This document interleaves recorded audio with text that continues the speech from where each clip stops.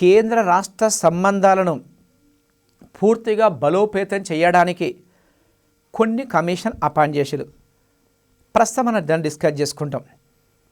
ఇందులో ముఖ్యంగా first commission ఏంటంటే పరిపాలనా సంస్కరణల కమిషన్ అంటారు, అడ్మినిస్ట్రేటివ్ రిఫార్మ్స్ కమిషన్ అంటారు. మొదటి పరిపాలనా సంస్కరణల కమిషన్ 1966 సంవత్సరంలో వేసిలు. భారతదేశంలో పరిపాలనా వ్యవస్థలో రావలసిన మార్పులు సూచించడానికి పరిపాలనా సంస్కరణ కమిషన్ అనేదాన్ని 1966 సంవత్సరంలో ఏర్పాటు చేసిలు. అది ముఖ్యంగా విద్యార్థులకి ఇక్కడ ఓ కన్ఫ్యూజ్ క్వశ్చన్ అరైజ్ అవుతుంది. పరిపాలనా సంస్కరణ కమిషన్ యొక్క ఫస్ట్ చైర్పర్సన్ ఎవరు గతంలో ఎగ్జామ్లో బిట్టు వచ్చింది.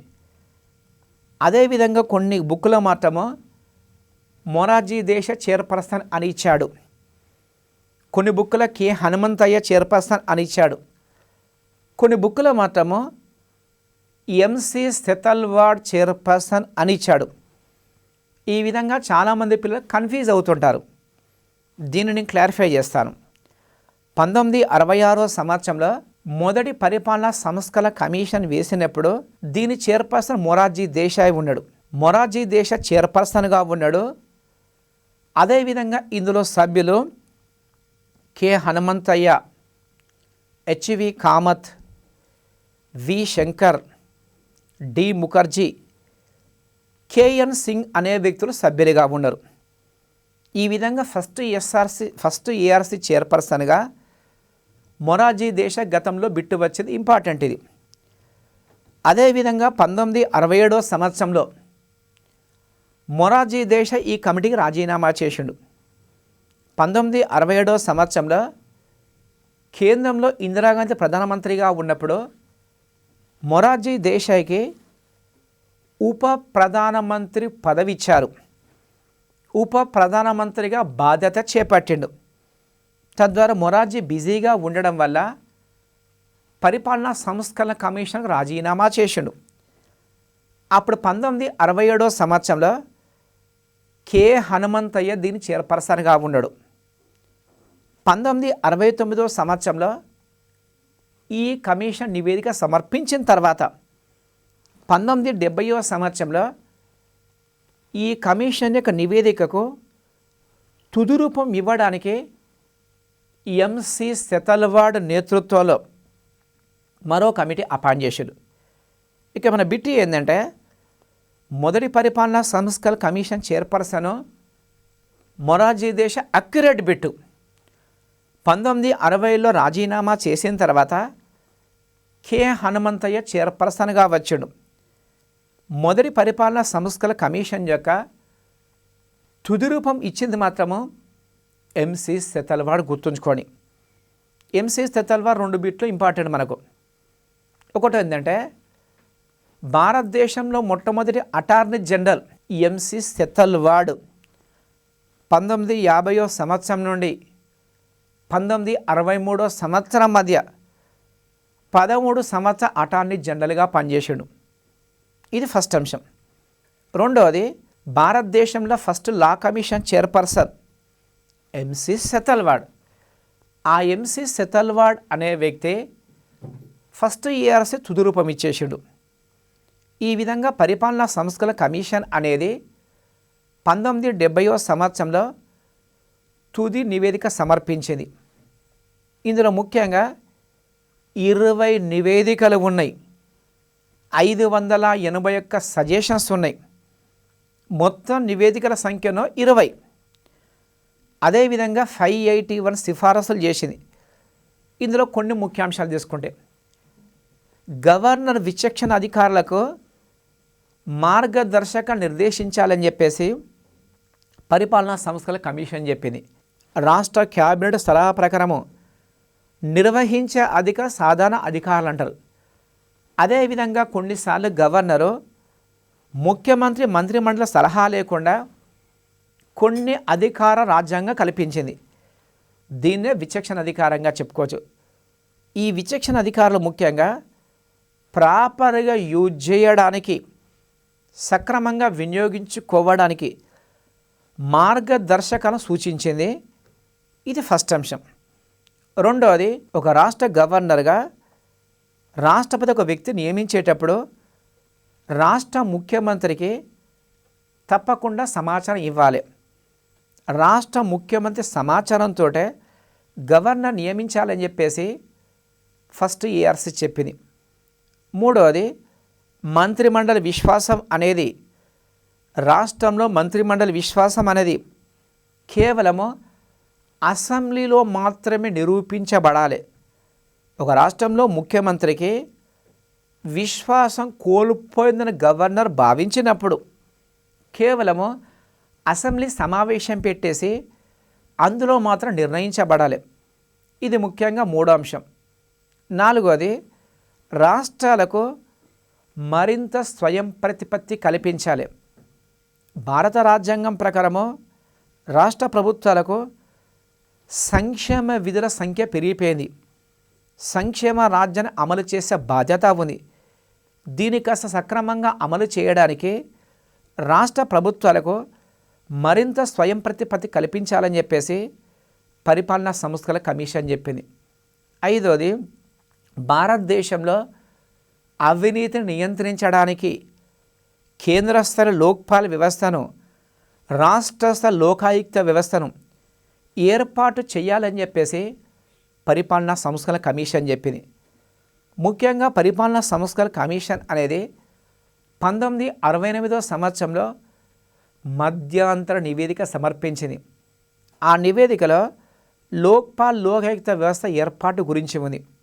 అదేవిధంగా ఆరోది, రాష్ట్రాలకు ఆర్థిక వనరులు పెంచాలని చెప్పేసి, ఫైనాన్షియల్ సపోర్ట్ బలోపేతం చేయాలని చెప్పేసి ఏఆర్సీ రికమెండ్ చేసింది.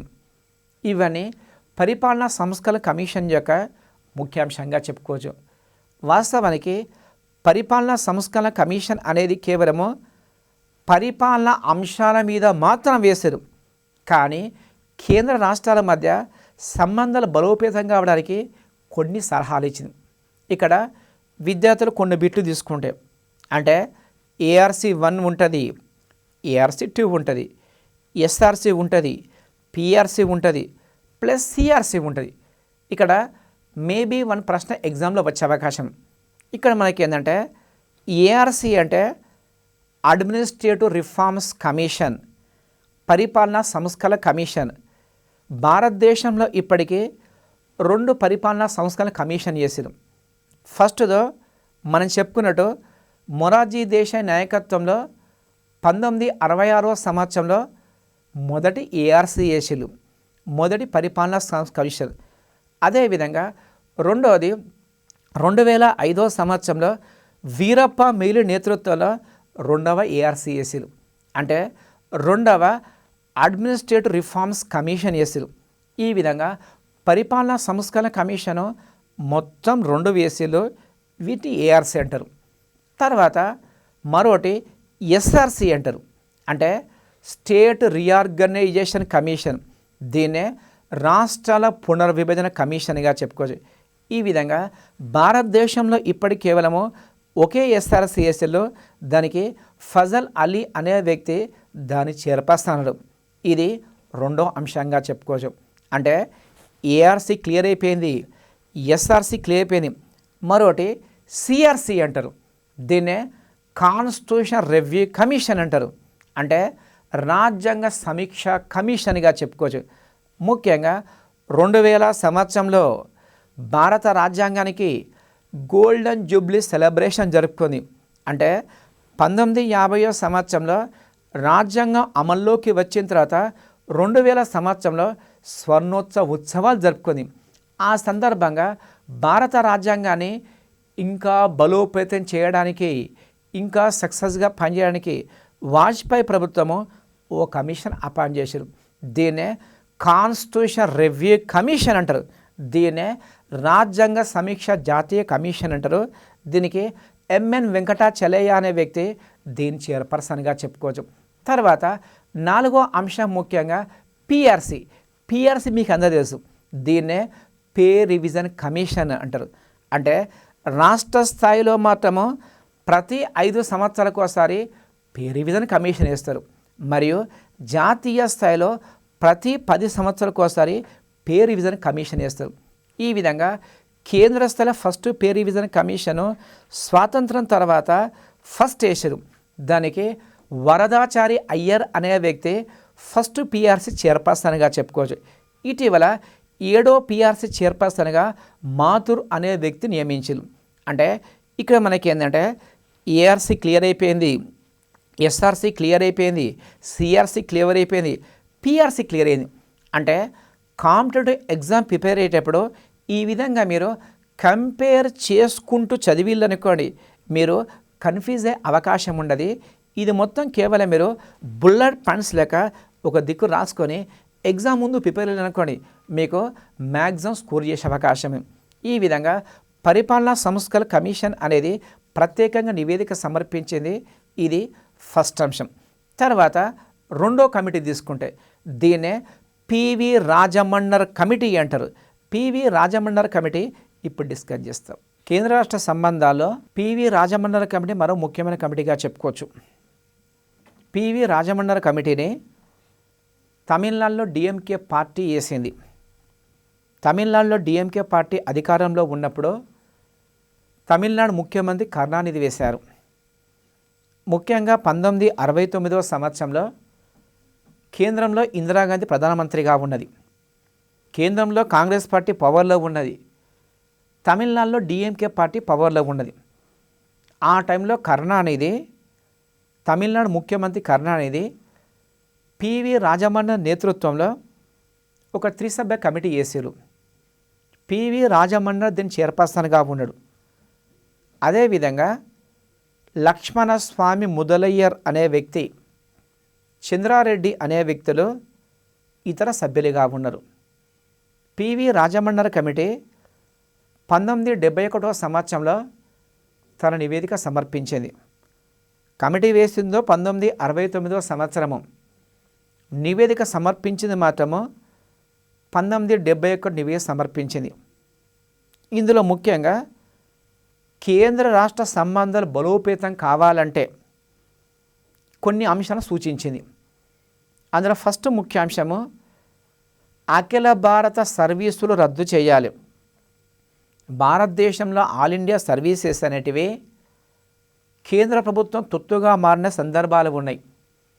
కేంద్ర ప్రభుత్వము కొంతమంది ఆల్ ఇండియా సర్వీస్ ఉద్యోగుల ద్వారా రాష్ట్రాలను నియంత్రించే సందర్భాలు ఉన్నాయి.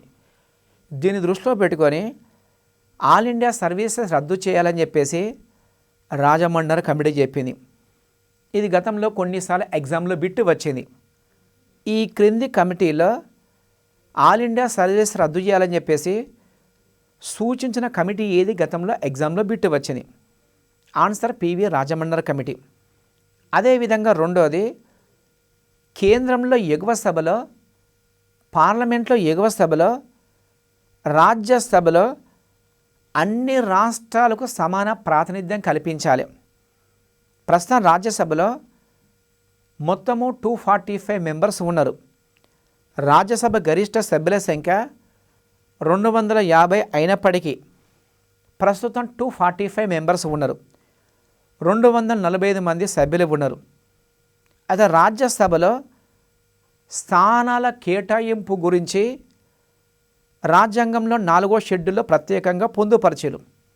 దాని ప్రకారము రాష్ట్ర జనాభా ప్రకారము రాజ్యసభలో స్థానాలు కేటాయిస్తారు.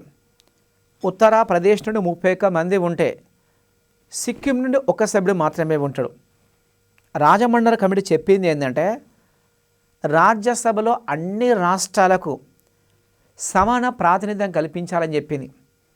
అమెరికా దేశంలో సెనెట్లో మొత్తం 100 మంది సభ్యులు ఉంటే ఒక్కొక్క రాష్ట్రం నుండి 2 సభ్యులు ఉంటారు. కాలిఫోర్నియా 2 సభ్యులను పంపించేస్తుంది. అలాస్కా 2 పంపించేస్తుంది. రోడ్స్ ఐలాండ్ రాష్ట్రం కూడా 2 సభ్యులు పంపే అవకాశం ఉంటుంది. ఇది ముఖ్యంగా పర్ఫెక్ట్ ఫెడరేషన్గా చెప్పుకోవచ్చు. సంపూర్ణ సమాఖ్యలో ఆ విధంగా ఉంటుంది. కానీ భారతదేశంలో ఆ విధంగా లేదు. భారతదేశంలో ముఖ్యంగా పెద్ద రాష్ట్రాలు చిన్న రాష్ట్రం డామినేట్ చేసే అవకాశం ఉన్నది. అందుకనే రాజమండ్రి కమిటీ రాజ్యసభలో సమాన ప్రాతినిధ్యం కల్పించాలని చెప్పింది. మరో ముఖ్యాంశం ఏంటంటే రాజ్యసభకు 12 మంది విశిష్ట వ్యక్తులు రాష్ట్రపతి నియమిస్తాడు. ఎమినెంట్ పర్సనాలిటీస్ అంటారు. భారతదేశంలో వివిధ రంగంలో ప్రముఖులను 12 మంది రాష్ట్రపతి నియమించవచ్చు. ఆ నియామక సభ్యుల విధానాన్ని రద్దు చేయ రాజమండ్రి కమిటీ చెప్పింది. ఈ విధంగా చేయడం ముఖ్య కారణం ఏంటంటే ఎలక్షన్లో ఓడిపోయిన వాళ్ళు వేరే మార్గంగా వచ్చే అవకాశం ఉందని చెప్పేసి రాజమండ్రి కమిటీ చెప్పింది. అదేవిధంగా భారతదేశంలో అంతర్రాష్ట్ర మండలిని ఏర్పాటు చేయాలని చెప్పేసి ఇంతకుముందు డిస్కస్ చేసుకున్నాం. 263 ఆర్టికల్ ప్రకారము కేంద్ర రాష్ట్రాల మధ్య సమస్య పరిష్కారానికి అంతర్రాష్ట్ర మండలిని ఏర్పాటు చేసే అధికారము భారత రాష్ట్రపతి రాజ్యాంగం కల్పించింది. కానీ దాన్ని ఏర్పాటు చేయలేదు. వెంటనే అంతర్రాష్ట్ర మండలిని ఏర్పాటు చేయాలని చెప్పేసి రాజమండ్రి కమిటీ చెప్పింది. మరో సిఫారసు, భారత రాజ్యాంగంలో రాష్ట్రపతి పాలనకు అవకాశం కల్పిస్తున్న 356 ఆర్టికల్, 357 ఆర్టికల్, 365 ఆర్టికల్, 3 ఆర్టికల్ రద్దు చేయాలని చెప్పేసి రాజమండ్రి కమిటీ చెప్పింది. మనందరూ తెలుసు రాష్ట్రంలో రాజ్యాంగబద్ధంగా పరిపాలన కొనసాగనప్పుడు 356 ఆర్టికల్ ప్రకారము రాష్ట్రపతి పాలన విధించే అవకాశం ఉంది. అదేవిధంగా 365 ఆర్టికల్ ప్రకారం 365 గతంలో ఎగ్జామ్లో వచ్చింది. 1995 సంవత్సరంలో మేము గ్రూప్ 1 రాసినప్పుడు 365 ఆర్టికల్ ఎగ్జామ్లో వచ్చింది. కేంద్ర ఆదేశాలను రాష్ట్రాలు పాటించినప్పుడు 365 ప్రకారము రాష్ట్రపతి పాలన విధించే అవకాశం ఉంది. ఈ విధంగా రాజమండ్రి కమిటీ చెప్పింది ఏంటంటే 356 ఆర్టికల్, 357 ఆర్టికల్, 365 రద్దు చేయాలని చెప్పేసి రాజమండ్రి కమిటీ చెప్పింది. మరో ముఖ్యమైన సిఫారసు, అవశిష్ట అధికారుల మీద ప్రస్తుతం కేంద్ర ప్రభుత్వానికి అధికారం ఉంది. కానీ అవశిష్ట అధికారుల మీద రాష్ట్రానికి అధికారం కల్పించాలని చెప్పేసి రాజమండ్రి కమిటీ చెప్పింది. ఇది ముఖ్యంగా అమెరికా దేశంలో ఉంది. అమెరికా దేశంలో ముఖ్యంగా అవశిష్ట అధికారుల మీద రాష్ట్రాలకి హక్కు ఉంది. భారతదేశంలో కూడా అవశిష్ట అధికారుల మీద రాష్ట్రానికి అధికారం కల్పించాలని కమిటీ సిఫారసు చేసింది. మరో ముఖ్యాంశం, రాజ్యాంగాన్ని సవరించే విధానంలో రాజ్యాంగ సభలో 2/3 వంతు రాష్ట్రాల అసెంబ్లీల ఆమోదం తప్పనిసరి అని చెప్పేసి రాజ్యాంగాన్ని సవరించాలని చెప్పేసి మరో సిఫారసు చేసింది. అంటే ప్రస్తుతం భారత రాజ్యాంగంలో ఎక్కువ అంశాలను పార్లమెంటే సవరిస్తుంది. కానీ కొన్ని అంశాలను మాత్రము సగం రాష్ట్రాల అసెంబ్లీలో సాధారణ మెజార్టీతోటి ఆమోదించవలసి ఉంటుంది. కానీ కమిటీ చెప్పింది ఏంటంటే ప్రతి రాజ్యాంగ సవరణను భారతదేశంలో 2/3 వంతు రాష్ట్రాలు ఆమోదించే విధంగా రాజ్యాంగాన్ని సవరించాలని చెప్పేసి రాజమండ్రి కమిటీ చెప్పింది. ఇవన్నీ రాజమండ్రి కమిటీ యొక్క ముఖ్యమైన సిఫారసులుగా చెప్పుకోవచ్చు. అయితే కేంద్ర ప్రభుత్వం అనేది రాజమండ్రి కమిటీ యొక్క సూచనలను అంతగా పట్టించుకోలేదు, అంటే దీన్ని అమలు చేయలేదు. తర్వాత మరో ముఖ్యమైన అంశము ఆనంద్పూర్ సాహెబ్ తీర్మానం. అంటే 1973 సంవత్సరంలో అకాలీదళ పార్టీ పంజాబ్లో ఆనంద్పూర్ సాహెబ్ అనే గ్రామంలో ఒక సమావేశం పెట్టుకుంది. ఆ సమావేశంలో కొన్ని నిర్ణయాలు తీసుకుంది. ఇవి కూడా కేంద్ర రాష్ట్ర సంబంధాలకు సంబంధించి కొన్ని నిర్ణయాలు. దీన్నే ఆనంద్పూర్ సాహెబ్ తీర్మానంగా చెప్పుకోవచ్చు. ఇందులో ఫస్ట్ ముఖ్యాంశం, కేంద్ర ప్రభుత్వం అనేది కేవలము కొన్ని అంశాలకు మాత్రమే పరిమితం కావాలి. అంటే కేంద్ర జాబితాలో ప్రస్తుతం 100 అంశాలు ఉన్నాయిగా, ఆ విధంగా 100 అంశాలు కాకుండా కొన్ని అంశాలు మాత్రమే పరిమితం కావాలని చెప్పేసి ఆనంద్పూర్ సాహెబ్లో తీర్మానం చేశారు. అందులో దేశ రక్షణ, విదేశీ వ్యవహారాలు, రైల్వేలు, కరెన్సీ, తంతి తపాలా లాంటి అంశాలు కేంద్రానికి ఉండాలి. మిగతా అన్ని అంశాలను రాష్ట్ర జాబితాలోకి మార్చాలని చెప్పేసి ఆనంద్పూర్ సాయి తీర్మానం చేసింది. ఇది ఫస్ట్ అంశం. రెండవది పంజాబ్ ప్రాంతాలు. అంటే గతంలో పంజాబ్ రాష్ట్రము 1966 సంవత్సరంలో 2 ముక్కలుగా చీల్చేసారు. అంటే ఒకటి పంజాబ్ రాష్ట్రము, రెండవది హర్యానా రాష్ట్రం ఏర్పడింది. ఆ సందర్భంలో కొన్ని పంజాబీ భాష మాట్లాడే ప్రాంతాలు హర్యానాలో కలిసినాయి. తద్వారా పంజాబ్ వెలుపల ఉన్న ప్రాంతాలను పంజాబ్కి ఇవ్వాలని చెప్పేసి ఇక్కడ తీర్మానం చేశారు. ఇది రెండో తీర్మానంగా చెప్పుకోవచ్చు. మూడోది పంజాబ్ వెలుపల ఉన్న సిక్కులకు రక్షణ కల్పించాలని చెప్పేసి తీర్మానం చేసింది. ఇది మూడో అంశంగా చెప్పుకోవచ్చు. నాలుగోది చండీగఢ్ విమానాశ్రయాన్ని అంతర్జాతీయ విమానాశ్రయంగా మార్చాలని చెప్పేసి ఆనంద్పూర్ సాహెబ్ తీర్మానంలో ప్రత్యేకంగా చేసింది. ఈ విధంగా ఆనంద్పూర్ సాహెబ్ తీర్మానం అనేది కేవలము అకాలీదళ్ పార్టీ మాత్రం చేసింది. అయితే కొన్ని అంశాలు మాత్రము కేంద్ర సంబంధాలకు సంబంధించిన ఉన్న అంశాలుగా చెప్పుకోవచ్చు. తర్వాత 1977 సంవత్సరంలో మరో ముఖ్య అంశం ఉంది. దీన్నే పశ్చిమ బెంగాల్ మెమోరాండం అంటారు. అంటే వెస్ట్ బెంగాల్ రాష్ట్రంలో సిపిఎం పార్టీ పవర్లోకి వచ్చింది. జ్యోతి బసు పశ్చిమ బెంగాల్ ముఖ్యమంత్రి అయిపోయిన తర్వాత రాష్ట్రాలకు మరిన్ని నిధులకై ఒక మెమోరాండం ఇచ్చారు. దీన్నే పశ్చిమ బెంగాల్ మెమోరాండంగా చెప్పుకోవచ్చు. ఈ ప్రశ్న గతంలో కొన్ని ఎగ్జామ్లో వచ్చింది. అంటే రాష్ట్రాలకు మరిన్ని అధికారులకై 1977 సంవత్సరంలో కేంద్రానికి మెమోరాండం సమర్పించిన రాష్ట్రము ఏంటంటే పశ్చిమ బెంగాల్. గుర్తుంచుకోండి. ఈ విధంగా 1977 సంవత్సరంలో పశ్చిమ బెంగాల్ మెమోరాండంలో కొన్ని అంశాలు ఉన్నాయి. అది ఫస్ట్ అంశం.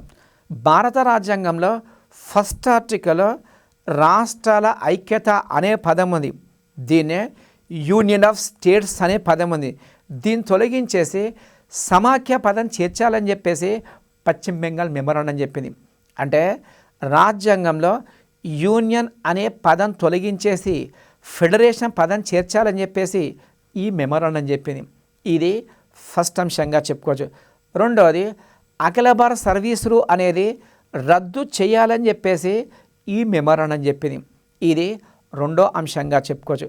మూడవది కేంద్ర ప్రభుత్వం అనేది కేవలము కొన్ని అంశాలకి పరిమితం కావాలి. అంటే రాజమండ్రి కమిటీ చెప్పినట్టే పశ్చిమ బెంగాల్ రాష్ట్ర ప్రభుత్వం కూడా అదే విధంగా చెప్పింది. అంటే దేశ రక్షణ, విదేశీ వ్యవహారాలు, కరెన్సీ ముద్రణ, రైల్వేలు, కమ్యూనికేషన్, బ్యాంకింగ్ లాంటి వ్యవస్థలు కేంద్ర జాబితాలో ఉండాలి. మిగతా మొత్తం అంశాలను రాష్ట్ర జాబితా మార్చాలని చెప్పేసి పశ్చిమ బెంగాల్ మెమోరాండం చెప్పింది. తర్వాత 4వ అంశము కేంద్ర ప్రభుత్వం యొక్క నిధుల్లో రాష్ట్రాలకు 75% ఇవ్వాలని చెప్పేసి పశ్చిమ బెంగాల్ మెమోరాండం చెప్పింది. ఇది మరో అంశంగా చెప్పుకోవచ్చు. అయితే గతంలో కేంద్ర నిధుల్లో కేవలము 29%, 30.5%, 32% ఇచ్చేది. కానీ ఇటీవల నరేంద్ర మోడీ ప్రభుత్వం వచ్చిన తర్వాత 14వ ఆర్థిక సంఘ సిఫారసు మేరకు కేంద్ర నిధుల్లో ప్రస్తుతము 42% ఇస్తారు. అయితే 1977 సంవత్సరంలో పశ్చిమ బెంగాల్ మెమోరాండంలో మాత్రము 75% ఇవ్వాలని చెప్పేసి అక్కడ ప్రస్తావించరు. ప్రస్తుతము 42% ఇస్తారు. తర్వాత 5వ ముఖ్యాంశం తీసుకుంటే అంటే కేంద్ర రాష్ట్ర సంబంధాల్లో వివాదానికి కారణమైన రాష్ట్రపతి పాలనకు సంబంధించి 350వ ఆర్టికల్, 356వ ఆర్టికల్, 357వ ఆర్టికల్, 360 అంటే 3 ఆర్టికల్ను రద్దు చేయాలని చెప్పేసి పశ్చిమ బెంగాల్ ప్రభుత్వం కోరింది. ఇక్కడ గమనించవలసింది ఏంటంటే రాజమండ్రి కమిటీ చెప్పింది 356 ఆర్టికల్, 357 ఆర్టికల్, 365 రద్దు చేయమని సూచించింది. కానీ పశ్చిమ బెంగాల్ మాత్రం కోరింది 356 ఆర్టికల్, 357 ఆర్టికల్, 360 ఆర్టికల్. అంటే ఆర్థిక అత్యవసర పరిస్థితి సంబంధించి 360 ఆర్టికల్ను రద్దు చేయాలని చెప్పేసి పశ్చిమ బెంగాల్ కోరింది. అదేవిధంగా 6వ ముఖ్యాంశం తీసుకుంటే లోక్సభతో పాటు రాజ్యసభ కూడా సమాన అధికారం కల్పించాలని చెప్పేసి పశ్చిమ బెంగాల్ ఉంది. ప్రస్తుతం కామన్గా సాధారణ బిల్లు విషయంలో మాత్రము 2 సభలు ఈక్వల్ పవర్స్ ఉన్నాయి. కానీ ఆర్థిక బిల్లు విషయంలో లోక్సభకు ఎక్కువ అధికారం. అదేవిధంగా లోక్సభ అనేది ప్రజలకు ప్రత్యక్షంగా ప్రాతినిధ్యం వహిస్తుంది. కానీ రాజ్యసభ మాత్రము రాష్ట్రాల ప్రాతినిధ్యం వహిస్తుంది. అందుకనే లోక్సభకు రాజ్యసభతో ఈక్వల్గా పవర్స్ కావాలని చెప్పేసి పశ్చిమ బెంగాల్ కోరింది. ఇది మరో అంశంగా చెప్పుకోవచ్చు. తర్వాత 7వ ముఖ్యాంశాన్ని తీసుకుంటే కార్పొరేషన్ పన్ను అంటారు. అంటే కంపెనీ చెల్లించే ఆదాయ పన్నునే కార్పొరేషన్ పన్నుగా చెప్పుకోవచ్చు. ఇది గతంలో ఆదాయ పన్నులో అంతర్భాగంగా ఉండే, కానీ 1959వ సంవత్సరంలో కంపెనీ చెల్లించే ఆదాయ పన్నును కార్పొరేషన్ పన్నుగా మార్చి కేంద్ర ప్రభుత్వం తీసుకుంటుంది. అయితే ఈ కార్పొరేషన్ పన్నులో రాష్ట్రాలకు కూడా వాటా కల్పించాలని చెప్పేసి పశ్చిమ బెంగాల్ కోరింది. ఇది మరో అంశంగా చెప్పుకోవచ్చు. తర్వాత 8వ ముఖ్యాంశాన్ని తీసుకుంటే త్రిభాషా సూత్రం అమలు కొరకు తప్పకుండా కృషి అని చెప్పేసి పశ్చిమ బెంగాల్ కోరింది. అంటే భారతదేశంలో ముఖ్యంగా 1963వ సంవత్సరంలో అధికార భాషా చట్టం ప్రకారం మరియు కొఠారి కమిషన్ సిఫారసు మేరకు త్రిభాషా సూత్రాన్ని అమలు చేస్తారు. కానీ భారతదేశంలో కొన్ని రాష్ట్రాలు త్రిభాషా సూత్రం అనేది సక్రమంగా అమలు చేస్తలేవు. తద్వారా భిన్నత్వంలో ఏకత్వం సాధించడానికి త్రిభాషా సూత్రం అనేదాన్ని అమలు చేయాలని చెప్పేసి పశ్చిమ బెంగాల్ కోరింది. ఇప్పటి కూడా భారతదేశంలో ముఖ్యంగా కొన్ని రాష్ట్రాలు త్రిభాషా సూత్రాన్ని అమలు చేయలేదు. అవి తమిళనాడు రాష్ట్రము, త్రిపుర రాష్ట్రము మరియు పుదుచ్చేరి కేంద్రపాలిత ప్రాంతాల్లో త్రిభాషా సూత్రం అనేది ఇంకా అమలు లేదు. ఇది పశ్చిమ బెంగాల్ మెమోరాండంగా చెప్పుకోవచ్చు. అయితే కేంద్ర ప్రభుత్వం మాత్రము పశ్చిమ బెంగాల్ మెమోరాండం మీద అంతగా సుముఖం వ్యక్తం చేయలేదు. అంటే దీన్ని అమలు చేసే ప్రయత్నం చేయలేదు. ఎందుకంటే కేంద్రంలో మొరార్జీ దేశ ప్రభుత్వం వచ్చింది, మొరార్జీ దేశ ప్రభుత్వం పడిపోయింది, చరణ్ సింగ్ ప్రధానమంత్రి. తర్వాత 1980వ సంవత్సరంలో మళ్ళీ ఎలక్షన్ జరిగితే కాంగ్రెస్ పార్టీ ఎన్నికల్లో నెగ్గి ఇందిరాగాంధీ ప్రధానమంత్రి. ఈ విధంగా పశ్చిమ బెంగాల్ మెమోరాండం అనేది కేవలము సూచనపాయంగా పనికి వస్తుంది. ఇది మరో అంశం. తర్వాత ప్రస్తుతం మనం డిస్కస్ చేసుకున్న టాపిక్ ఆర్ఎస్ సర్కారే కమిషన్. ఇది చాలా ఇంపార్టెంట్. గతంలో దీనిలోకి వెళ్ళి చాలా ప్రశ్నలు వచ్చినాయి. ఇది మాత్రం ఇంపార్టెంట్. ముఖ్యంగా 1983వ సంవత్సరంలో భారతదేశంలో చాలా రాష్ట్రాల్లో ప్రాంతీయ పార్టీలు పవర్లోకి వచ్చింది.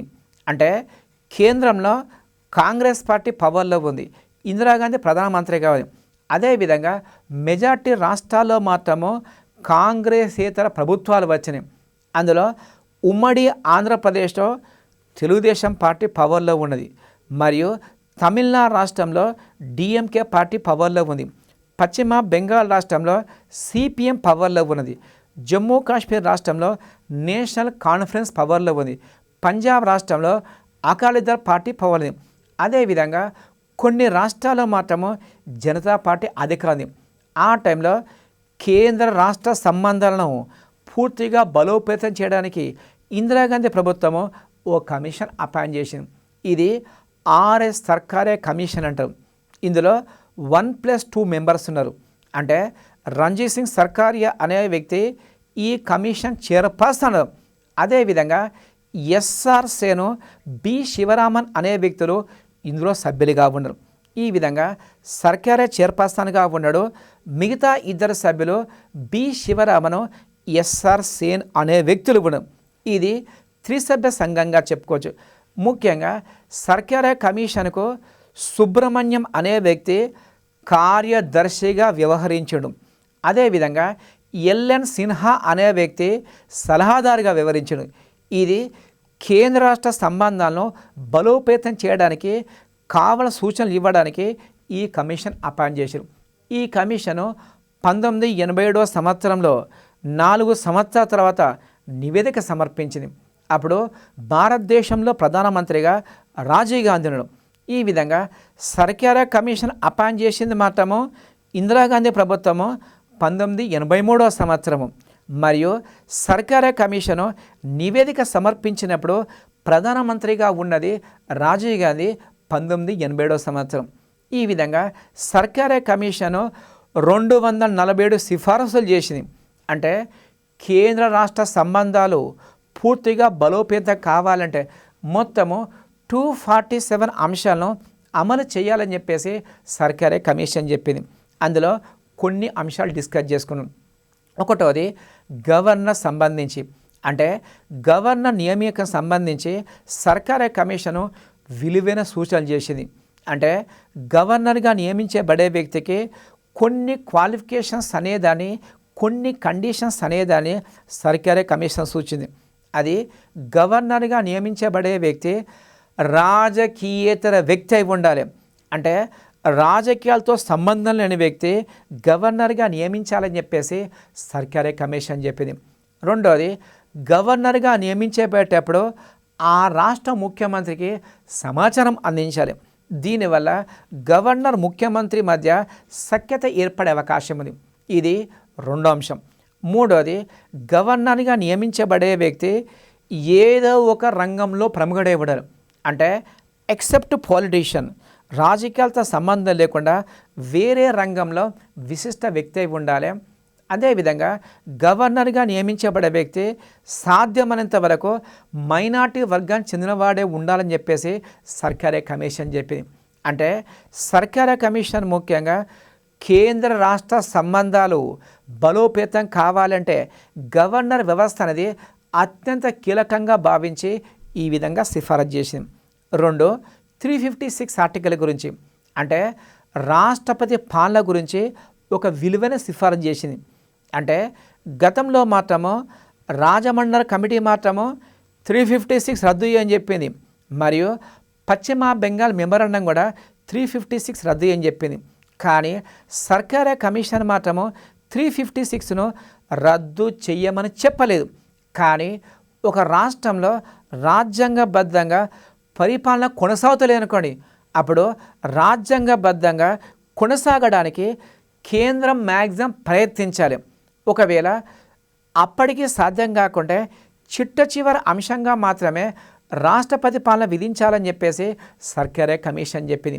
అంటే అంతిమ అస్త్రంగా మాత్రమే, చిట్ట చివరి అంశంగా మాత్రమే రాష్ట్రపతి పాలన విధించాలని చెప్పేసి సర్కార్ కమిషన్ చెప్పింది. అదేవిధంగా మూడో ముఖ్య అంశం తీసుకుంటే, ఇది మంత్రిమండలి విశ్వాసం అనేది సభలో నిర్ణయించబడాలని చెప్పేసి సర్కార్ కమిషన్ చెప్పింది. మనందరూ తెలుసు 1984వ సంవత్సరంలో ఆగస్టులో ఉమ్మడి ఆంధ్రప్రదేశ్లో రాజకీయ సంక్షోభం వచ్చింది. అంటే ఎన్టీఆర్ ముఖ్యమంత్రిగా ఉన్నప్పుడు ఎన్టీఆర్ మంత్రివర్గంలో రెవెన్యూ శాఖ మంత్రిగా పనిచేస్తున్న, ఆర్థిక శాఖ మంత్రిగా పనిచేస్తున్న నాదెండ్ల భాస్కరరావు తిరుగుబాటు చేశారు. అయితే ఎన్టీఆర్ ప్రభుత్వానికి విశ్వాసానికి అవకాశం కల్పించకుండా అప్పటి గవర్నరు రామ్లాల్ వివాదాస్పద నిర్ణయం తీసుకున్నారు. అప్పుడు ముఖ్యమంత్రి ఎన్టీఆర్ రద్దు చేసేసి నాదెండ్ల భాస్కరరావు చేత ప్రమాణ స్వీకారం చేయించారు. కానీ ఇది ముమ్మాటికి రాజ్యాంగ వ్యతిరేకం అని చెప్పేసి తర్వాత చాలామంది విశ్లేషించారు. తద్వారా ఒక ముఖ్యమంత్రి కానీ, ఒక మంత్రిమండలి కానీ సభా విశ్వాసం కోల్పోయిందని కానీ అది కేవలము సభలో నిర్ణయించబడాలని చెప్పేసి సర్కార్ కమిషన్ చెప్పింది. ఇది మరో మంచి సూచనగా చెప్పుకోవచ్చు. అదేవిధంగా కార్పొరేషన్ పన్నుల్లో మాత్రము రాష్ట్రాల వాటా కల్పించాలని సర్కార్ కమిషన్ చెప్పింది. ఇంతకుముందు డిస్కస్ చేసుకున్నట్టు, అంటే కంపెనీ చెల్లించే ఆదాయ పన్ను కేంద్ర ప్రభుత్వం పొందుతుంది. కానీ కార్పొరేషన్ పన్నులో రాష్ట్రాలు వాటా కల్పిస్తే రాష్ట్రాలకు ఆర్థిక వనరుల సపోర్ట్ లభిస్తుందని సర్కార్ కమిషన్ చెప్పింది. అదేవిధంగా ఐదో సిఫారసు, భారతదేశంలో బలమైన కేంద్ర ప్రభుత్వం ఉండాలి. అంటే భిన్న ప్రాంతాలు, భిన్న వర్గాలను ఏకీకృతం చేయడానికి ఒక బలమైన కేంద్ర ప్రభుత్వం ఉండాలని చెప్పేసి సర్కార్ కమిషన్ చెప్పింది. ఇది మరో అంశంగా చెప్పుకోవచ్చు. అదేవిధంగా ఆరో సిఫారసు, స్థానిక ప్రభుత్వాలను బలోపేతం చేయాలి. స్థానిక ప్రభుత్వాలను ప్రత్యక్ష ప్రజాస్వామ్య వేదికగా బలోపేతం చేయాలని చెప్పేసి సర్కారే కమిషన్ చెప్పింది. తర్వాత 7వ సూచన అవశిష్ట అంశాలకు సంబంధించి పన్నులు మినహా మిగతా అవశిష్ట అంశాలను ఉమ్మడి జాబితాలో మార్చాలని సర్కారే కమిషన్ చెప్పింది. ఇది సర్కారే కమిషన్ సంబంధించి ముఖ్యమైన సూచనగా చెప్పుకోవచ్చు. ఈ విధంగా సర్కారే కమిషను 247 సజెషన్ చేస్తే 2007 సంవత్సరం వరకు సర్కారే కమిషన్ సూచనలో 179 అంశాలను కేంద్ర ప్రభుత్వం అమలు చేసింది. ఈ విధంగా మిగతా అంశాలు అమలు చేయడము సాధ్యం కాదని చెప్పేసి దాన్ని పక్క పెట్టేసి మరో కమిషన్ అపాయింట్ చేశారు. దాన్నే పూంచి కమిషన్గా చెప్పుకోవచ్చు. కేంద్ర రాష్ట్ర సంబంధాల మీద కేంద్ర ప్రభుత్వం వేసిన 2వ కమిషను మదన్ మోహన్ పూంచి కమిషన్. 2007 సంవత్సరంలో కేంద్రంలో యూపీఏ ప్రభుత్వము మదన్ మోహన్ పూంచి నేతృత్వంలో ఒక 5 సభ్యుల కమిషన్ అపాయింట్ చేసింది. ఇందులో మిగతా సభ్యులు వికే దుగ్గల్, మాధవ మీనన్, అమరేష్ బాగ్చి, ధీరేంద్ర సింగ్ ఇతర సభ్యులు. ఈ విధంగా పూంచి నేతృత్వంలో మరో 4 సభ్యులు మొత్తం 5తోటి పూంచి కమిషన్ అపాయింట్ చేశారు. మదన్ మోహన్ పూంచి కమిషను 2007 సంవత్సరంలో అపాయింట్ చేస్తే 2010 సంవత్సరంలో తన నివేదిక సమర్పించింది. తన నివేదికలో 7 అధ్యాయాల్లో 273 సిఫారసులు చేసింది. 273 సజెషన్ చేసింది. ఇందులో కొన్ని ముఖ్యాంశాలు తీసుకుంటే రాష్ట్రపతి పాలనకు అవకాశం కల్పిస్తున్న 355 ఆర్టికల్, 356 ఆర్టికల్ సవరించాలని సూచించింది. ముఖ్యంగా ప్రస్తుతము రాష్ట్రపతి పాలన అనేది రాష్ట్రం మొత్తం విధిస్తున్నారు.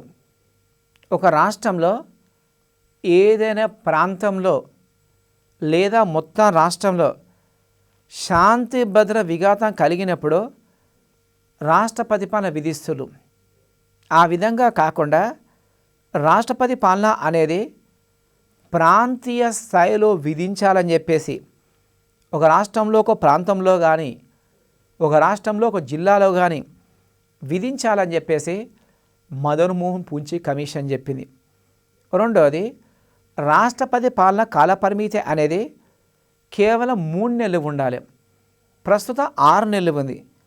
6 నెలలు మరీ ఎక్కువ గనక 3 నెలలు మాత్రం విధించాలి. 3 నెలల్లో పరిస్థితులు యథావిధంగా రావడానికి ప్రభుత్వం మ్యాక్సిమం ప్రయత్నించాలి. అప్పుడు ఎత్తివేయాలని చెప్పేసి పూంచి కమిషన్ చెప్పింది. అదేవిధంగా పూంచి కమిషన్ యొక్క మరో సిఫారసు తీసుకుంటే గవర్నర్ నియామకంలో ఓ ప్రత్యేక కమిటీ ఏర్పాటు చేసి ఆ కమిటీ సిఫారసు మేరకు రాష్ట్రపతి నియమించాలని చెప్పేసి పూంచి కమిషన్ చెప్పింది. అదేవిధంగా గవర్నర్ పదవి అనేది తప్పకుండా 5 సంవత్సరాలు ఉండాలి, ముందే తొలగించదు. ఒకవేళ గవర్నర్ తొలగించాలంటే రాష్ట్రపతి తొలగించే విధానము మహాభియోగ తీర్మానం ద్వారా మాత్రమే తొలగించాలని చెప్పేసి పూంచి కమిషన్ చెప్పింది. అంటే గవర్నర్ పదవికి పదవీకాల భద్రత ఏర్పాటు చేయాలని చెప్పేసి పూంచి కమిషన్ చెప్పింది. మరో సిఫార్సు అంతర్రాష్ట్ర మండలిని పూర్తిగా బలోపేతం చేయాలి. పూర్తిగా బలోపేతం చేసి ప్రతి సంవత్సరానికి 3 సార్లు సమావేశం అయ్యే విధంగా చర్యలు తీసుకోవాలని చెప్పేసి పూంచి కమిషన్ చెప్పింది. తర్వాత మరో సిఫారసు తీసుకుంటే నేషనల్ ఇంటిగ్రేషన్ కౌన్సిల్ జాతీయ సమైక్యత మండలికి రాజ్యాంగ భద్రత కల్పించాలి. జాతీయ సమైక్యత మండలి 1986 సంవత్సరం ఏర్పాటు చేశారు. దీనికి ప్రధాని చైర్పర్సన్గా ఉంటాడు. ప్రస్తుతము జాతీయ భద్రతా మండలి రాజ్యాంగబద్ధమైనది కాదు, చట్టబద్ధమైనది, కేవలము ప్రభుత్వం సిఫారసు మేరకు ఏర్పడేది. అదేవిధంగా జాతీయ సమైక్యత మండలికి రాజ్యాంగ భద్రత కల్పించాలని పూంచి కమిషన్ చెప్పింది. ఈ విధంగా పూంచి కమిషను కేంద్ర రాష్ట్ర సంబంధాలు బలోపేతం కావడానికి కొన్ని సిఫారసు చేసింది. ఇది కేంద్ర ప్రభుత్వం నియమించిన 2వ కమిషన్గా చెప్పుకోవచ్చు. అంటే 1983వ సంవత్సరంలో సర్కారీ కమిషను కేంద్ర ప్రభుత్వం నియమించింది. ఇది కేంద్ర రాష్ట్ర సంబంధాల మీద కేంద్ర ప్రభుత్వం నియమించిన ఫస్ట్ కమిషన్గా చెప్పుకోవచ్చు. రెండవది మదన్ మోహన్ పుంచి కమిషన్ అనేది 2007వ సంవత్సరంలో దీన్ని నియమించిందో ఇది రెండో కమిషన్గా చెప్పుకోవచ్చు.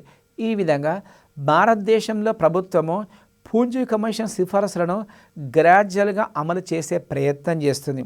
ఇది మరో అంశం. తర్వాత రెండవ ఏఆర్సీ తీసుకుంటే దీన్నే రెండవ పరిపాలనా సంస్కరణ కమిషన్ అంటారు. మనము ఇంతకుముందు డిస్కస్ చేసుకున్నాం. అంటే 1966వ సంవత్సరంలో మొరార్జీ దేశాయ్ నేతృత్వంలో ఏర్పడింది మొదటి పరిపాలనా సంస్కరణ కమిషన్. దాన్ని ఫస్ట్ ఏఆర్సీ అంటారు. అదేవిధంగా 2005వ సంవత్సరంలో వీరప్ప మొయిలీ నేతృత్వంలో మరో ఏఆర్సీ వేస్తారు. దీన్నే రెండవ పరిపాలనా సంస్కరణ కమిషన్గా చెప్పుకోవచ్చు.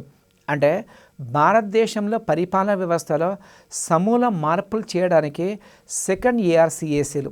దీనికి వీరప్ప మొయిలీ చైర్పర్సన్గా ఉంటే మిగతా సభ్యులు జయప్రకాష్ నారాయణ, రామచంద్రన్, ఏహెచ్ కార్గో, ఏపీ ముఖర్జీ అనే వ్యక్తులు ఇందులో సభ్యులుగా చెప్పుకోవచ్చు. అదేవిధంగా ఇందులో ముఖ్యంగా మనకు వినీత రాయ్ అనేవాళ్ళు సభ్య కార్యదర్శిగా పనిచేశారు. ఈ విధంగా రెండవ ఏఆర్సీ అనేది 15 నివేదికలు సమర్పించింది. అంటే భారతదేశంలో పరిపాలనా వ్యవస్థ బలోపేతం కావడానికి, కేంద్ర రాష్ట్ర సంబంధాలు బలోపేతం కావడానికి 15 నివేదికలు సమర్పించింది. అందులో స్థానిక సంస్థల మీద, ఈ గవర్నెన్స్ మీద, న్యాయ వ్యవస్థ మీద, సివిల్ సర్వీస్ శిక్షణా విధానం సంబంధించి మరియు విపత్తుల నిర్వహణ సంబంధించి 15 నివేదికలలో రెండో ఏఆర్సీ సమర్పించింది. ఇది మరో అంశంగా చెప్పుకోవచ్చు. ఈ విధంగా భారతదేశంలో రాజ్యాంగంలో పేర్కొన్న కేంద్ర రాష్ట్ర సంబంధాలు బలోపేతం కావడానికి ఈ కమిషన్ అపాయింట్ చేశారు. మీకు కమిషన్లోకి వెళ్ళి ఎగ్జామ్లో 1-2 బిట్లు వచ్చే అవకాశం ఉంది. అంటే కమిషన్ ఎప్పుడు అపాయింట్ చేసేళ్ళు, కమిషన్ నివేదిక ఏంటిది, కమిషన్ సిఫారసుని, కమిషన్ సంబంధించి ముఖ్యమైన సిఫారసులు ఏంది అని చెప్పేసి గతంలో ఎగ్జామ్లో ప్రశ్నలు వచ్చినాయి. దీన్ని అభ్యర్థులు తప్పకుండా గమనించాలి. అదేవిధంగా ప్రస్తుతం మనము ఈ యొక్క 3వ చాప్టర్లో అంటే మీ యొక్క Telangana public service commission group 2 ఎగ్జామ్లో పాలిటీ సిలబస్లో 3వ చాప్టర్లో ఇటీవల కొన్ని వచ్చిన ప్రశ్నలు మనం డిస్కస్ చేస్తాం. అంటే గతంలో ఏ ప్రశ్నలు వచ్చినాయి, ప్రస్తుతం ఏ విధంగా రావచ్చు, ప్రస్తుతం విశ్లేషించుకుంటాం. ముఖ్యంగా 3వ చాప్టర్ మీకు భారత సమాఖ్య విశిష్ట లక్షణాలు, కేంద్ర రాష్ట్ర సంబంధాలకెళ్ళి ప్రశ్నలు ఏ విధంగా వస్తాయో ప్రస్తుతం డిస్కస్ చేసుకున్నాం. అందులో మొదటి ప్రశ్న, భారత సమాఖ్య వ్యవస్థను బేరమాడే సమాఖ్య అని చెప్పేసి ఎవరు వ్యాఖ్యానించారని చెప్పేసి ప్రశ్న రావచ్చు. దీనికి ఆన్సరు మ్యారిస్ జోన్స్ గుర్తుంచుకోండి. అంటే కేసీవేర్ అనే వ్యక్తి అర్ధ సమాఖ్యగా పేర్కొన్నాడు. గ్రాన్విన్ ఆస్టిను సహకార సమాఖ్యగా పేర్కొంటే మ్యారిస్ జోన్స్ మాత్రము బేరమాడే సమాఖ్యగా పేర్కొన్నాడు. ఇది ఇంపార్టెంట్ బిట్గా చెప్పుకోవచ్చు. ఇంకొకటి అభ్యర్థులు కన్ఫ్యూజ్ అయ్యేట్టు భారత రాజ్యాంగం ప్రకారము భారతదేశము ఈ విధంగా బిట్టేస్తుంది. అంటే భారత రాజ్యాంగం ప్రకారము భారతదేశం అనేది అనే ఎగ్జామ్లో బిట్టు వస్తుంది. ఇందులో ఏ అర్ధ సమాఖ్య, బి సహకార సమాఖ్య, సి బేరమాడ సమాఖ్య, డి రాష్ట్రాల యూనియన్ అని చెప్పేసి ఎగ్జామ్లో బిట్టు వచ్చింది. దీని ఆన్సరు రాష్ట్రాల యూనియన్. కానీ చాలామంది కన్ఫ్యూజ్ అయ్యి అర్ధ సమాఖ్యగా అంటారు. అంటే రాజ్యాంగం ప్రకారం మాత్రము భారత రాజ్యాంగము యూనియన్ ఆఫ్ స్టేట్స్ అంటారు. అంటే రాష్ట్రాల ఐక్యత అనే పదము ఆర్టికల్ 1 పేర్కొన్నారు. కానీ కేసీవేర్ కామెంట్ మాత్రము అర్ధ సమాఖ్యగా చెప్పుకోవచ్చు. ఒకవేళ కేసీవేర్ అభిప్రాయం ప్రకారం అంటే మాత్రము అర్ధ సమాఖ్య ఆన్సర్ అవుతుంది. కానీ రాజ్యాంగం ప్రకారం అంటే మాత్రము అది కేవలము యూనియన్ ఆఫ్ స్టేట్స్గా చెప్పుకోవచ్చు. ఈ విధంగా ఎగ్జామ్లో ప్రశ్న వచ్చే అవకాశం ఉంది. తర్వాత మరో ప్రశ్న తీసుకుంటే కలరబుల్ లెజిస్లేషన్ అనగానేమని చెప్పేసి గతంలో బిట్టు వచ్చింది. అంటే భారత రాజ్యాంగం ప్రకారము కలరబుల్ లెజిస్లేచర్ అని చెప్పేసి దేన్ని అంటారని చెప్పేసి గతంలో ఎగ్జామ్లో బిట్టు వచ్చింది. ఇది ఇంతకుముందు డిస్కస్ చేసుకున్నాం. అంటే 249 ఆర్టికల్ ప్రకారము జాతీయ ప్రయోజన దృష్ట్యా రాష్ట్ర జాబితాలోని అంశం మీద చట్టం చేయమని చెప్పేసి రాజ్యసభ 2/3 వంతు మెజార్టీతోటి తీర్మానం చేస్తే పార్లమెంట్ చట్టం చేస్తుంది. దాన్నే కలరబుల్ లెజిస్లేషన్గా చెప్పుకోవచ్చు. ఇది గతంలో కొన్ని ఎగ్జామ్లో బిట్టు వచ్చింది.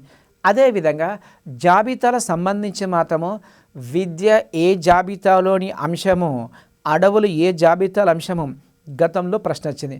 దీని ఆన్సరు ఉమ్మడి జాబితా. అంటే విద్య ఉమ్మడి జాబితా, వివాహం ఉమ్మడి జాబితా, విద్యుత్ శక్తి ఉమ్మడి జాబితా, అడవులు కూడా ఉమ్మడి జాబితాలోని అంతర్భాగంగా చెప్పుకోవచ్చు. మరో ప్రశ్న, స్థానిక పరిపాలన అనేది ఏ జాబితాలోని అంశము? ఆన్సర్ రాష్ట్ర జాబితా.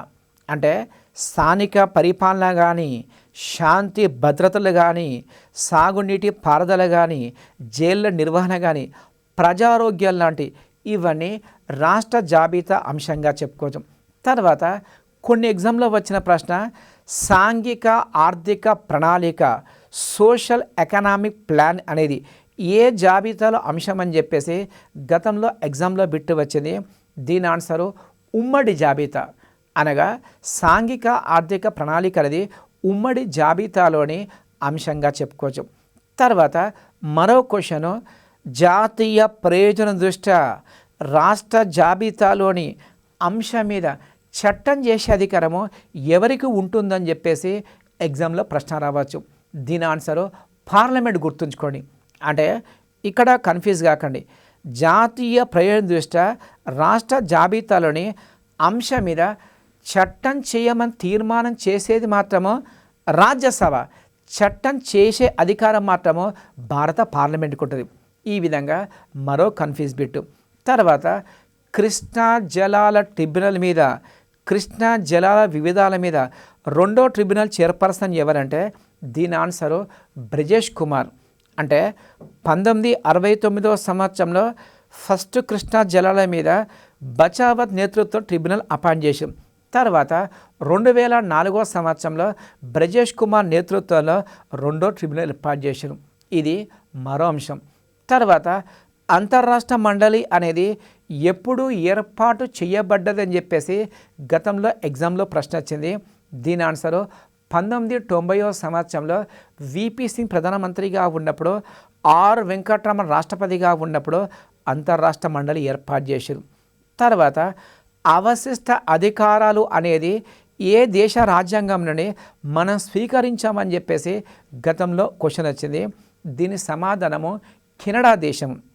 అంటే ఇక్కడ ముఖ్యంగా ఏంటంటే అవశిష్టాంశాలు మాత్రము కెనడా రాజ్యాంగం స్వీకరించడం, తర్వాత ఉమ్మడి జాబితా అంశం మాత్రము ఆస్ట్రేలియా రాజ్యాంగం నుండి మనం స్వీకరించడం. ఇది మరో అంశంగా చెప్పుకోవచ్చు. తర్వాత మండల సంఘాల యొక్క హోదా తీసుకుంటే, అంటే రాజ్యాంగబద్ధమా, శాసనబద్ధమా లేదా సలహా సంఘాలని చెప్పేసి ప్రశ్న వచ్చే అవకాశం ఉంది.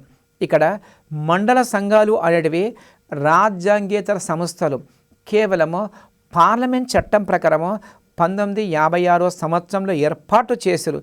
ఇవి కేవలం సలహా సంఘాలు మాత్రమే.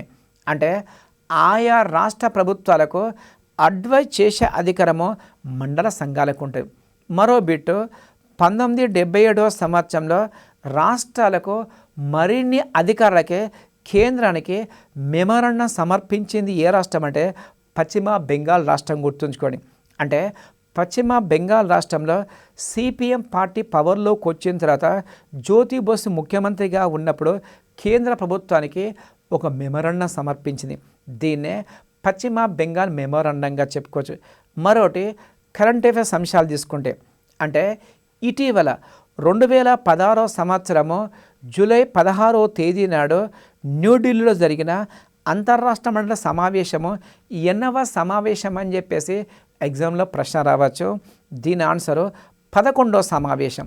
అంటే 11వ సమావేశం అనేది ఇటీవల నరేంద్ర మోడీ అధ్యక్షతన న్యూఢిల్లీలో రాష్ట్రపతి భవన్లో జరిగింది. ఇది మరో ప్రశ్నగా చెప్పుకోవచ్చు. తర్వాత మండల సంఘాలకి పదవి రీత్యా చైర్పర్సన్ ఎవరంటే హోంశాఖ మంత్రి. అంటే ఇక్కడ చూడండి, భారతదేశంలో కొన్ని సంస్థలు పరిశీలిస్తే ఇందులో అంతర్రాష్ట్ర మండలి మాత్రము ప్రధాని చైర్పర్సన్గా ఉంటాడు, మరియు జాతీయాభివృద్ధి మండలి ఎన్డీసీకి ప్రధానమంత్రి చైర్పర్సన్గా ఉంటాడు, మరియు విపత్తు నిర్వహణ సంస్థకు ప్రధానమంత్రి చైర్పర్సన్గా ఉంటాడు, మరియు జాతీయ సమైక్యత మండలికి ప్రధానమంత్రి చైర్పర్సన్ ఉంటాడు. కానీ మండల సంఘాల మాత్రము హోంశాఖ మంత్రి చైర్పర్సన్గా ఉంటాడు. ఇది మరో అంశంగా చెప్పుకోవచ్చు. తర్వాత భారత రాజ్యాంగంలో ఏకే కేంద్ర ప్రభుత్వం తొలగించి సమాఖ్య పదం చేర్చాలని చెప్పేసి కోరిన రాష్ట్రం ఏంటంటే పశ్చిమ బెంగాల్ రాష్ట్రం. అంటే 1977 సంవత్సరంలో పశ్చిమ బెంగాల్ రాష్ట్రము సమాఖ్య పదం చేర్చాలని చెప్పేసి ఒక మెమరాండం సమర్పించింది. ఇది మరో అంశంగా చెప్పుకోవచ్చు. తర్వాత ఆల్ ఇండియా సర్వీసెస్ అనేది రద్దు చేయాలని చెప్పేసి సూచించిన కమిటీ ఏంటంటే రాజమండ్రి కమిటీ. అంటే 1971 సంవత్సరంలో రాజమండ్రి కమిటీ ఆల్ ఇండియా సర్వీసెస్ను రద్దు చేయాలని చెప్పేసి ఫస్ట్ టైం సూచించింది. తర్వాత పశ్చిమ బెంగాల్ మెమోరాండంలో 1977 సంవత్సరంలో వీటిని రద్దు చేయాలని చెప్పేసి మరోసారి కోరింది. ఇక్కడ ఫస్ట్ రద్దు చేయని చెప్పింది మాత్రము రాజమండ్రి కమిటీగా చెప్పుకోవచ్చు. తర్వాత మరో ప్రశ్న తీసుకుంటే సమాఖ్య విధానం అనేది, సమాఖ్య వ్యవస్థ అనేది భారత రాజ్యాంగం యొక్క మౌలిక పునాది అని చెప్పేసి సుప్రీంకోర్టు ఏ కేసులో పేర్కొన్నదంటే ఎస్ఆర్ బొమ్మాయి కేసు. అంటే 1994 సంవత్సరంలో ఎస్ఆర్ బొమ్మాయి కేసులో సుప్రీంకోర్టు తీర్పిస్తూ సమాఖ్య అనేది భారత రాజ్యాంగం యొక్క మౌలిక పునాది, బేసిక్ స్ట్రక్చర్ అని చెప్పేసి సుప్రీంకోర్టు తీర్పు చెప్పింది. ఇది మరో ప్రశ్నగా చెప్పుకోవచ్చు. తర్వాత ఈశాన్య మండలం యొక్క ప్రధాన కార్యాలయము, నార్త్ ఈస్టర్న్ జోన్ యొక్క హెడ్ క్వార్టర్ ఎక్కడ ఉందని చెప్పేసి ఎగ్జామ్లో ప్రశ్న రావచ్చు. దీనికి ఆన్సర్ షిల్లాంగ్ గుర్తుంచుకోండి. అంటే మండల సంఘాలు మొత్తము 6 ఉంటే ప్రతి మండల సంఘం యొక్క ప్రధాన కార్యాలయం అనేది అభ్యర్థులు తప్పకుండా గుర్తుంచుకోవాలి. ఈ విధంగా 3rd చాప్టర్లో మీకు ఎగ్జామ్లో కనీసము 5 మార్కులు వచ్చే అవకాశం ఉంది, గరిష్టంగా 10 మార్కులు వచ్చే అవకాశం. తద్వారా ఈ సమాఖ్య వ్యవస్థ కేంద్ర సంబంధాల పాఠము తరోగా పర్ఫెక్ట్ చదివితే మీకు మ్యాక్సిమం స్కోర్ చేసే అవకాశం ఉంది.